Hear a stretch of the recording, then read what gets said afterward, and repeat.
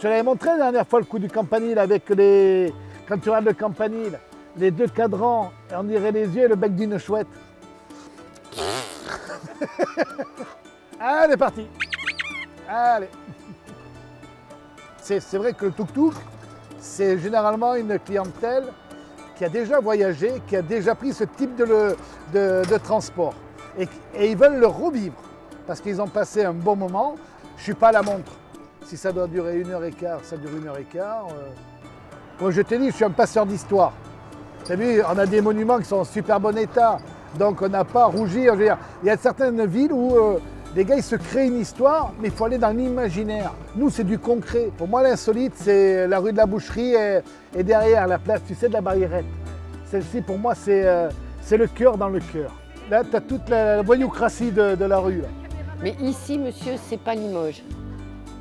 C'est la République libre de la rue de la Boucherie. C'est une ville-étape. On s'arrête quand on part dans le sud ou n'importe quoi. Enfin bon.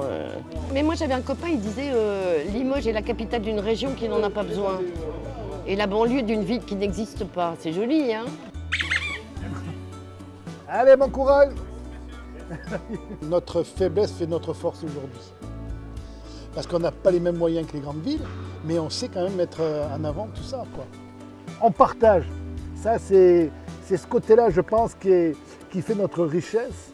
C'est le côté où on est spontané et naturel. Il faut savoir donner aujourd'hui. Il y a autre chose que de la rentabilité, il y a de l'humain, il y a tout ça. Ah mais le tourisme, c'est de la politique. Ça va?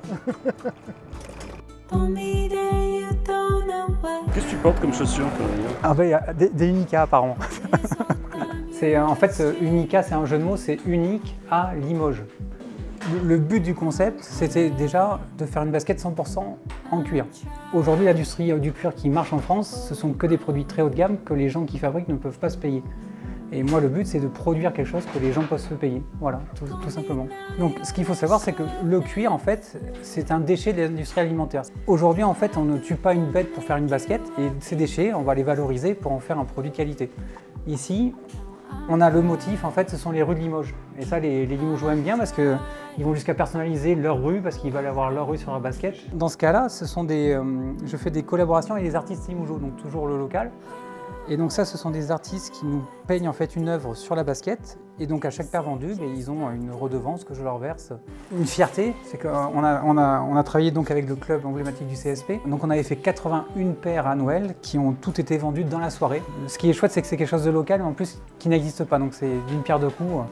Alors je ne dis pas que mon produit met en valeur le Limousin, mais de montrer qu'en Limousin, on a plutôt une image, pas négative, mais c'est un peu la région où il ne se passe pas grand-chose, mais en fin de compte, il se passe beaucoup de choses. Donc l'année dernière, on a fait 1400 paires, et je pense que cette année, a priori, on devrait monter encore un petit peu. Là. Voilà. Pour vendre, en fait, tout le monde passe par un réseau de distribution, et nous, on a fait le choix de ne passer que par la boutique atelier et le site web. C'est vrai que quand on retrouve des baskets à 10 € en grande surface, on se demande qui peut les faire derrière, quoi, en fait. Voilà. C'est là que j'ai rendez-vous alors? Alors le concept chez Alphonse, restaurant traditionnel avec spécialité d'abat, fabrication maison et petite cuisine familiale. Tout ce qui va être la naturalité, quoi. J'ai été formé chez Ducasse, donc tout ce qui est légumes, moi, c'est important. Pourquoi ça s'appelle chez Alphonse? Alors parce qu'à l'envers ça fait Fonsoal. C'est un peu ça, ouais. On va faire les courses tous les matins, on prend des poissons, tous nos légumes avec nos petits producteurs. Ah ben on peut pas faire plus près là. Alors voilà, mon poissonnier préféré, Éric Béran, chez qui j'ai travaillé pendant 1 an. Donc voilà le saumon fumé qui est ici, qui est fumé par ces messieurs là. Ouais, on a tout ce qu'il faut dans le Limousin. Tout ce qu'il faut, on n'a pas que des pommes, hein, donc c'est bien. Et puis c'est agréable parce que ça nous permet de discuter avec les gens directement, avec les fournisseurs, de choisir nos produits sur le terrain. Au niveau prix poisson, légumes, là, ça a un peu augmenté ces derniers temps. Donc nous, on essaye de travailler correctement pour pouvoir leur servir de la qualité à des prix raisonnables. Je pense que les gens ont peur. Les gens se posent pas mal de questions. On sort du Covid, on a ça qui arrive. Et les gens ont peur de l'avenir, donc font peut-être un peu plus attention. Entre 15 et 22 €, on peut bien manger, ouais. On peut bien manger. Mais on est des bons vivants dans le Limousin. J'ai rencontré ma copine ici, là, il n'y a pas longtemps, donc maintenant je reste ici, là. Je suis bien ici. Je suis revenu chez les parents, donc Ça permet de revoir tout le monde. Je suis parti pendant 15 ans, donc ça m'a un peu manqué aussi ici. Donc maintenant, on revient et puis on essaye de profiter, quoi.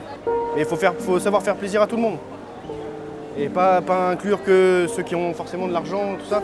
Il faut pouvoir toucher le plus de monde possible. Allez, on va voir Renard. Maintenant, on va faire plaisir différemment. Les gens font beaucoup plus attention à ce qu'ils achètent, à combien ça leur coûte. Il arrive à faire ce qu'il faut avec les crises qu'il peut y avoir au niveau des céréales et des farines. Mais il y arrive quand même. Hein. Moi, ma farine, elle arrive de Dordogne, donc ça change rien. Hein.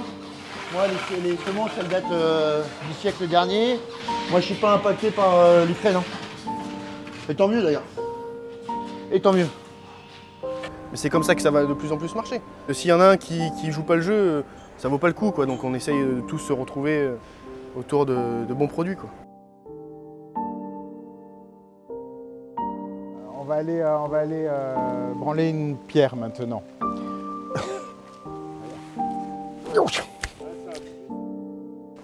Moi, j'y arrive pas, hein. C'est par où alors? Vous voulez pas le dire?